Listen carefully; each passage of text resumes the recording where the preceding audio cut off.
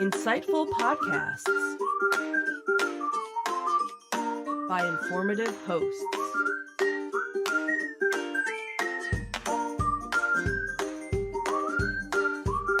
Insights into Things, a podcast network.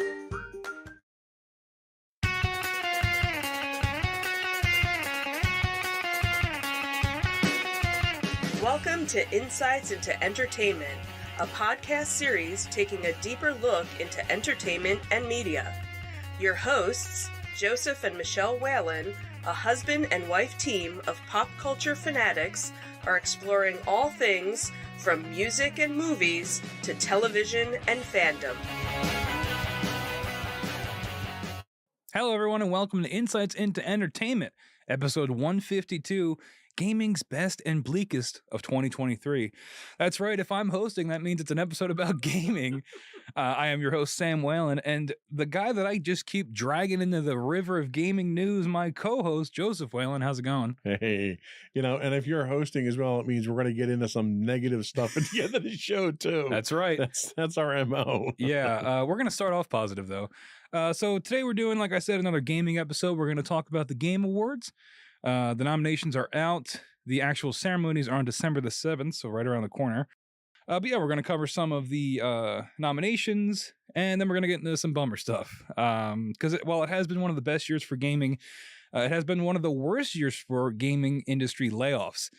So we're going to get into some of the hardest hit companies from that, and who should be held accountable for these layoffs, and if there's a way to prevent them. But before we get into that, we have to plug all of our subscriptions, or we need you to subscribe. That's on Apple Podcasts, Spotify, Google Podcast. Is Stitcher still around? Last time I did this, I think they are gone now. Yeah, well, if you're still on Stitcher, find a way to subscribe to us. We'd appreciate it. iHeartRadio, TuneIn, Amazon, and Pandora. Everyone loves Pandora. Yeah. Shout out Pandora. I forgot about that. Of course, you can always contact us as well if you have any questions, comments, or concerns. You can email us at comments@insightsintothings.com. We are on X at insights_things. I got it. Yeah, it was limited in what my options were. Okay. They were maybe already taken. Facebook, you can search Insights Into Things. Instagram, Insights Into Things. Anywhere, just search it. It'll come up. And of course, all these links can be found on our website, www.insightsintothings.com. Let's get right into it. All right.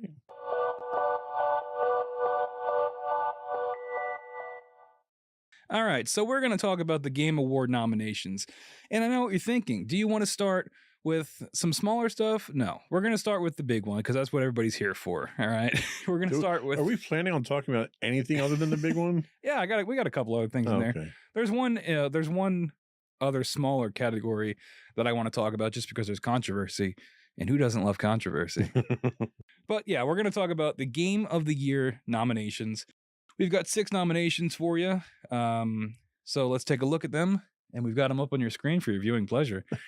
We've got first one up is we're going to go from right to left, I guess. Yeah, it's in a different order than the script. Sorry. We've got Zelda Tears of the Kingdom. This is, of course, published by Nintendo and EPD. What's that? I don't know. Nintendo. Yeah. Oh, Nintendo EPD. I guess it's like a subdivision. Entertainment something. Sure. Yeah. So Tears of the Kingdom has been highly praised for its improvements over Breath of the Wild, offering an expanded world and features that encourage exploration. Maybe it should be EGP. For what? Epic Games Publishing. Well, Epic Games doesn't publish Breath of the Wild. Oh, I'm looking at Alan Wake. I'm sorry. We'll get to that in a second. I'm jumping ahead. I wonder, now I got to know what Nintendo EPD stands for. Someone send us an email. Chat, if you're listening, tell us what Nintendo EPD stands for. Anyway, it's a blend of traditional Zelda elements with innovative mechanics, makes it stand out in the series. Everybody loves Zelda, right? I mean, it's always going to get nominated. Breath of the Wild received similar praise, but we were talking off air before the show. You said you're not really in on Nintendo anymore like you used to be. I'm not. I haven't been a Nintendo person for probably 15 years now. Nintendo to me was just always a little too kid-like, and that's exactly what they go for. So it's not a knock against them, that's for sure. Yeah, I mean there are games like Zelda and Mario that I think while they are they look kind of kiddie. I do think they can appeal to everybody. And I wasn't a big Breath of the Wild fan. I don't even think I finished it, and I haven't finished Tears of the Kingdom yet either. But I'm enjoying it much more than I enjoyed Breath of the Wild. I just think it's pretty incredible. I mean, it's one of those games where they just drop you into the world and they give you a set of tools and they just say go. Yeah, I mean, they do a fantastic job on their games. It's just, it doesn't appeal to me. There's an audience that it appeals to, and for that, they love it. Yeah, and again, Nintendo getting a lot of love. 2 nominations from Nintendo this year.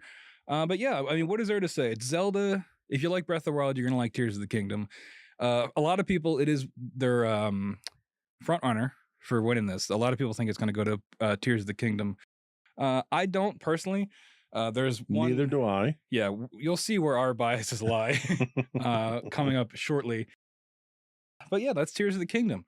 Moving on to nomination number 2, we've got Marvel Spider-Man 2. This is published by Insomniac Games.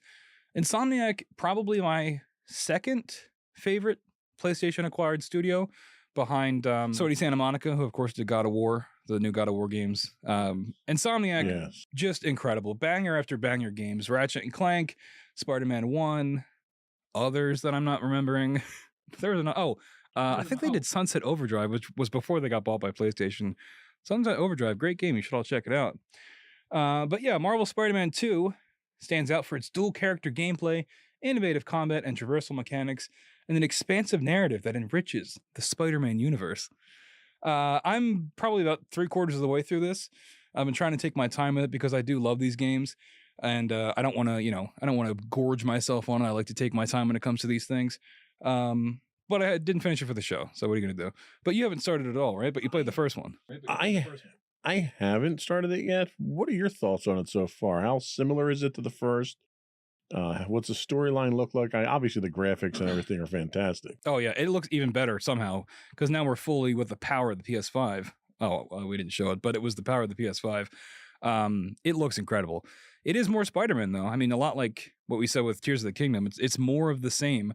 But for me, that's a good thing. I love Spider-Man, the initial one, the first one for PS4. I loved Miles Morales. Did you play that spin-off? I did. Yes. Okay. So yeah, it's more of that.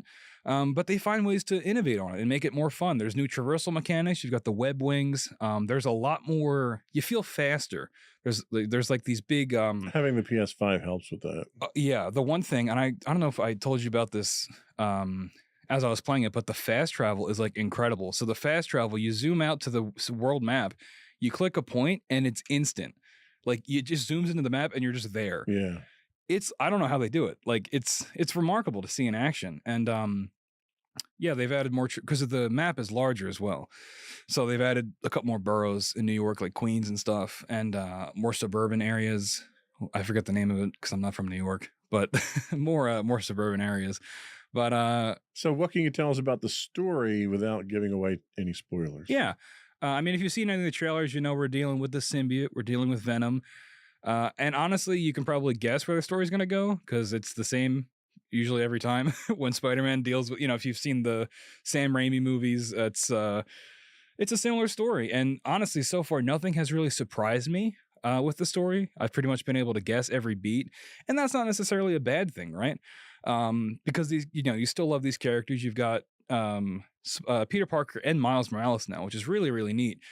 Being able to switch between those two at will. And the really cool thing is like in story missions when you're switching between them on the fly. It's scripted in missions, but it's still really incredible to see it happen. It reminds me of Grand Theft Auto 5 doing the same thing, switching in in game.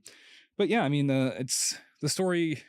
There really isn't anything to spoil, honestly, not yet anyway. I mean, I'm sure some stuff will happen because I haven't finished it yet. But if you've seen a Spider-Man symbiote suit story, it's pretty similar. So is this your pick? No, my pick is your pick. Okay. Which we'll get to shortly. But that is Spider-Man 2. Now, this next one, I have probably the least amount of information on, personal experience as well. It's Alan Wake 2, published by Remedy Entertainment and Epic Games as well. Funny thing about this, there's no digital or physical versions. It's all digital. So, fun fact. I think it's just a sign of the times. Yeah, well, especially with it being published by Epic, they want everyone to go through their storefront. But yeah, Alan Wake 2 is noted for its shift towards a more intense survival horror, which you can see in the footage we're showing. It's very scary. Combined with its intriguing narrative and innovative gameplay mechanics. So yeah, again, off air, we were talking about this, and I mentioned how they work in real footage, and I'm curious if we'll see it in these trailers. But the use of the blending of real footage and gameplay is really, really neat. And I would play it, but I'm a coward and I don't want to get scared. So, but you don't have to play the first Alan Wake to know what's going on. It helps. And this game is also part of like the Remedy universe. Remedy also published a game called Control, which I think was up for Game of the Year 2-3 years ago, something like that. Okay. But it's like a connected universe now. So they're bringing the stuff from Control in, they're bringing the stuff from the first Alan Wake in, and they're bringing in some stuff from Max Payne, kind of. Wow, really? Well, yeah, because like they say that that's not part of the Remedy verse because they didn't like necessarily own it at the time. Like I think they published 1 and 2, but then 3 was through Rockstar, I think. But there's a character in Alan Wake 2 who is, for these you can follow this logic here, he's voiced by the voice actor for Max Payne. I forget the guy's name, but the mocap is Sam Lake, the head of Remedy. He's like the figurehead. Sam Lake did the mocap for Max Payne 1 and 2. So when you think of what Max Payne looks like, he looks like Sam Lake, but he's voiced by a different guy. In Alan Wake 2, it's Sam Lake, but it's not his voice. It's really weird. But that sums up Alan Wake 2. It's a weird game. It looks very artsy. I probably will play it one day. From what I've heard, it's incredible. It's really doing a lot for the genre, you know, not the genre, the medium, right, pushing things forward and doing all kinds of stuff that hasn't really ever been seen before, and that's exactly what Remedy's best at. Do you have any interest in Alan Wake 2? Not really. Haven't played anything in the series yet. I'm not into the scare type things. I don't like the dark type games. Yeah. I like the types of games that I can sit down, get immersed in, play through a story when I have the time. And I get obsessed with games like that. Yeah. The other thing that I'll play is, you know, if I just have 15-20 minutes and I just want some mindless distraction, it's, you know, fire up the Xbox, play a shooter, play a sports game, something like that. Yeah, that's the thing with Alan Wake 2 and with Control as well. You do get immersed. You kind of have to get immersed because there's so much going on. And that's another reason I haven't played it yet, because if it's going to be scary and I have to pay attention, it's like I just can't do it. Because scary, I'll be honest, folks, when I play a scary game, volume's all the way down, lights are on, I'm usually watching something else. Like I'm not like listening, right? Because it's the audio that gets me. I can probably do with the visuals. But I'm going to have to pay attention to Alan Wake, and I'm going to be terrified the whole time. So we'll see what happens. I don't know if it's nominated for other stuff. It probably is. I don't think it's gonna win. I think it's probably towards the bottom tier for what people are guessing is gonna win. Right. But now we move on to our totally biased pick. Next up is Baldur's Gate 3, published by Larian Studios. The game has received critical acclaim for its gameplay narrative and production quality. It's already won multiple awards, recently cleaned up at the Golden Joystick Awards. Its deep integration of D&D mechanics, it's Dungeons and Dragons for you normies out there, combined with a rich narrative and flexible gameplay, which is probably my favorite part about it, makes it a standout in the role-playing game genre. It's revolutionary, right? I mean, absolutely. I've never played, well, that's not true. I have played something like it, and it was the last game published by Larian Studios, Divinity 2 Original Sin, which I was trying to get everybody to play, but, you know, it was a little, it wasn't as accessible as Baldur's Gate 3. And, this game has taken everybody by storm. Everybody's talking about it. You have like 500 hours in it. Yeah, I have an unhealthy amount of time into this game for some reason. It really is a remarkable game. It to me, it's a genre defining game. Yep. And you look at the images of it, and the playthrough's great. The graphics are wonderful. If you're okay with turn-based combat, it's a great thing. But it captures the mechanics of a tabletop D&D game, which is very difficult to do. And the variance of the game. I've done 2 full playthroughs now and I have 5 short starts through Act 3. And I've yet to have the same thing happen twice in any story section. Wow. It's amazing that the game itself is that adaptive, and your choices matter. A lot of game systems tell you your choices matter, right? Well, normally it matters as to what your next cutscene is. Mhm. This is something, and Larian's known for this, where your choices don't matter, but your choices have consequences. Yep. And you may make a choice in Act 1 that 30 hours later in Act 3 comes back and has a completely different effect on how the game goes, how people treat you, how the story goes. To sit down and to even come up with a mind map of how these different storylines go blows my mind. I don't know how they did it. Like, people are afraid of AI taking over the world. Whatever this game engine uses to come up with its story is more dangerous, I think, and more intelligent than any AI out there. Yeah, I mean, you hit the nail on the head. There's really not much else to say. It's incredible. And in that description we read off, I think the flexible gameplay is really my favorite aspect of it. It feels like D&D. You know, I love Dungeons and Dragons, and this is as close as you can get. And in some ways, I think it's better than actually playing D&D because I think it onboards everything so much simpler, right? At least on console, you know, your actions and everything you can do. When I'm playing D&D in real life, and I've got, even using the app or pen and paper, you kind of forget a lot of stuff you can do because there's so much information. But I think what Baldur's Gate 3 does so well is streamline that and make it so you really are considering everything you can do, even if it's just like shoving somebody off a cliff, which is like, you know, you can end a boss fight by doing that if you pass the check. And it's like D&D in that regard, where a DM could spend 3 hours planning a boss encounter, and you walk up and you pass the first persuasion check and the fight's over. You don't even have to fight the guy. I know that feeling. But like, I don't know how to describe it. I think it's a game that everyone can play. Like, it is a little bit complicated, and it's definitely, you can tell it was meant for PC first. Sure. But I think they did a great job making it for console too. Like, I think it still works. Well, and that's the one thing that's worth mentioning on PC is it was built for PC. And in fact, you have a completely different interface on PC. But if you fire up a game controller on the PC, it changes that game interface so it looks just like the console. So it's completely, that's another thing, that the fact that they went through and made 2 completely separate interfaces for how you were going to interact with the game, just that level of forethought was extraordinary. Yeah. And I have to say, you know, you and I both play D&D. We both DM from time to time. This has changed the way that I play D&D. Yep. It's educated me on different character class information, all that stuff. But the fact that it shows you, you know, you could sit down at a tabletop and roll dice and throw a fireball at somebody, and it kind of just rolls off your tongue and you move on to the next thing. You don't know what it looks like. And in here, not only do they visualize what spell casting and combat looks like, they show it in different ways for different classes, you know. And even, you know, if you go with a bard, the bard can cast, you know, any number of spells, but depending on the instrument that the bard is using, the visualization looks different and is custom to the instrument, which is just incredible. Yeah. It adds so much ambiance and so much life to the game. That's why I think this one should win. Oh yeah. Even if it doesn't. Yeah, spoilers, folks. I don't think it's gonna. It's nominated for 8 things. First of all, I do not think it's gonna sweep. I think it will get most of them. But like, it's up for like multiplayer game. I don't think it's gonna win that. And the multiplayer aspect is terrible. It's not great.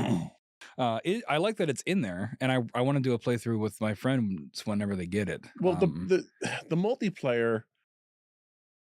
All right, so multiplayer, in as much as multiple players, 4 people can be in the game. Yeah, there are multiple players, but they're all playing their own story essentially, and you can interact with their story to a certain amount.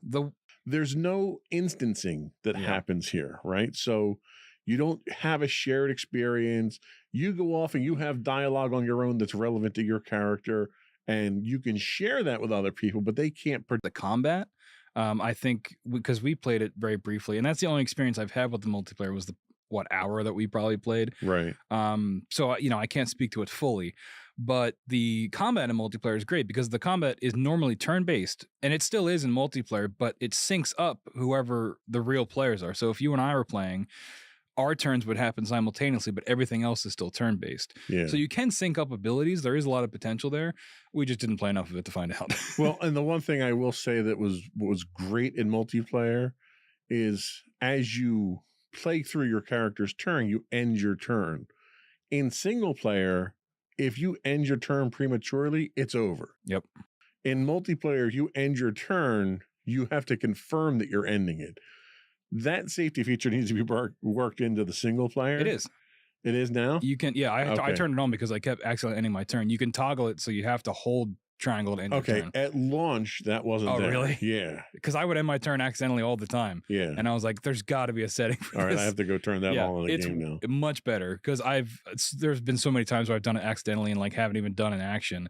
And then, I get beat up because I didn't do anything. Right. The one thing I didn't like about the multiplayer, though, is as you go play through the game, you pick up companions. Oh, yeah. Well, the rule is whoever talks to the companion gets them.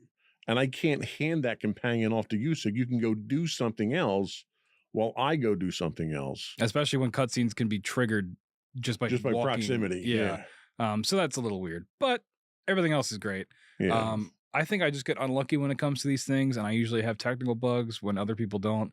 I have had some bugs with it, but considering everything that's going on, it's like a miracle. It's like it's from like on high. It was sent down, and it runs and it works. And if you think you can do something, you probably can. You feel so free, and I've never really played another game like that where there really are no. I mean, there are constraints, right? In terms of like you can't like clip through a wall or something, Right. But like. I've never played another game where I go into a situation and I feel like I could handle it in almost infinite ways. It's a game that is sophisticated well beyond its years. Yeah. Like I wouldn't expect something with this level of intelligence to come out for 5 to 6 years. Yep. We could probably do a whole episode on it, but we Yeah. do have some other nominations to talk about. We got 2 more to go through. Let's get rid of the rest of these. So next up is Resident Evil 4, published by Capcom. This game is awesome. I played this game. I never played the original Resident Evil, so I was able to play this. This game rocks. Like, I don't know how else to describe it. It's like if you played through an action movie, like an 80s action movie. And it is scary. There were some parts where the volume had to go down and the lights had to come on. But overall, you have like a million guns. So you feel like you're in control. It's less of you're running from the monster, more like you're running to the monster to shoot it. Some highlights. This remake of the classic game has been praised for its impressive graphics, audio, and revamped gameplay mechanics, while retaining the core mechanics of the original and introducing new features and expanded content. Like I said, I never played the original, so I can't really speak to that. But I've played this game and finished it, and I absolutely loved it. I'm glad it got a nomination. I know some people are maybe a little bit perturbed by that because it's a remake, but if you play the game, it really is a remake. It is different from the original, and from what I've seen, it is its own game, and it stands on its own. I really think it does, and I highly recommend it if you're, if you like action games, because it is more of an action game than it is a survival horror game. And if you like 80s movies, because it feels like that. There you go. Have you played any Resident Evil? I played Resident Evil a long time ago on like a PS2 when it first came out, or if it goes back that far. Again, I don't like dark games. Yeah. So That's Resident Evil. Right. It's not one that I've ever really jumped on. Yeah. In terms of where I think it ranks in terms of potential to win, I think it's probably towards the top. But I just, after talking about Baldur's Gate, I don't see how anything could beat that. We've got a little guest in the studio, a little lanternfly just flew in. Resident Evil 4. And our final one here is Super Mario Wonder, published as well by Nintendo. I own this game, but I have yet to play it because I'm lending it to my girlfriend. But it looks cool. It looks cool. The sacrifices we must make. I know. Highlights. This game is celebrated for its control mechanics, animation, expressive characters, innovative level design, and dynamic audio. Is it? All right. Dynamic audio. I guess. It features new power-ups and a fresh visual design that breaks from the traditional Mario aesthetic. And that's really, so many people for years were asking for these 2D Mario games to get a visual not upgrade, but a visual change. And that's what we got in this game. I mean, this doesn't look like other Mario games, which is, I think, a big reason why it's such a standout. I'm looking forward to it. I just Game of the Year, I don't know, this was a surprise for me, but I think it's because it's Mario and it's Nintendo, and I think there's just a level of industry praise that comes with that. Well, and correct me if I'm wrong, with this looks suspiciously like a standard Mario platformer. Well, yeah. With really nice graphics. It does look very pretty. They added a bunch of new power-ups and stuff. From what I've heard that from people that have played it, it's not as... it didn't break the mold as much as people wanted it to. I think a lot of people were just hungry for a, just full send it, just do something different. Oh, he's on me now. I flicked him. Now he's knocked out somewhere. Sorry about that. But yeah, I think it wasn't quite the property shakeup people were looking for. Well, I think it's funny that there was criticism leveled at Resident Evil for being a remake. How is this not a remake? Well, it's not I mean, all the levels are unique. You'll probably still get the Mario 1-1 world that has every Mario game, but all the levels are new. All the content is new. That trailer did not really do it justice, I don't think. It didn't impress me, I'll tell you that. Yeah. If there was one that I could be okay cutting from these nominations, it would probably be this. But again, I haven't played it. Maybe when I play it, I'll change my mind. But fair enough. Yeah. So those are your Game of the Year nominations. Tell us what you think should win in the comments down below. I think our vote is soundly Baldur's Gate. Absolutely. So yeah, we have some other quick things I want to round up here in this section because we've gone kind of long. It has been a banner year for gaming. A couple nominations games I would like to highlight that didn't make Game of the Year nominations. Sea of Stars, highly recommend that if you like RPGs, that pixel style. That game is incredible. It's fantastic. Final Fantasy 16, Armored Core 6. These are all nominated in other categories, not Game of the Year. Starfield. Remember Starfield, everybody? I have heard rumors of Starfield. It's bad. I don't like it. I'll say it. I heard it's got a really good engine for building Starship. Yeah, I haven't done any of that. That's what everyone seems to love about the game. Yeah, it's I don't know. I think since it's come out, it was praised pretty highly on release, but I think as people have been able to sit with it, I think it's somewhere in the middle of the pack, which is a disappointment, especially if you're an Xbox fan, because that was supposed to be their game winner. That was supposed to be their game winner, and it's nominated for one category, and it's probably not going to win. What's that, for biggest game of the year? RPG, I think, is what it's up for. But Baldur's Gate's in that category, so it's not going to win. Yeah, so Jeff Keighley, the guy that runs it, he's like the brains behind the operation. He said that even though, it's a great year for gaming, we did have to limit it to 6. Let's see. Do we want to cover these other categories, or are we short on time? You can run through them real quick. So we got these are some that I just wanted to highlight. Best performance, we have Ben Starr for Final Fantasy 16, Cameron Monaghan for Jedi Survivor. Have you played that yet? No. Yeah, he does a good job. It's fine. I didn't really like the first ones. Oh, that's right. You didn't. We've talked about that before. Idris Elba for Cyberpunk Phantom Liberty, which... What was that, an add-on for Cyberpunk? Yeah, but it's also like a remake, kind of, because with Phantom Liberty came the Cyberpunk 2.0 update, which like changed the whole game and made it what it should have been at launch, which is impressive and deserves acclaim, but... Not that steaming pile of crap that we got at launch. I love Cyberpunk since day one. I love driving around a city and seeing random piles of trash just fall from the sky. It was such a just delightful thing. I've been a Cyberpunk diehard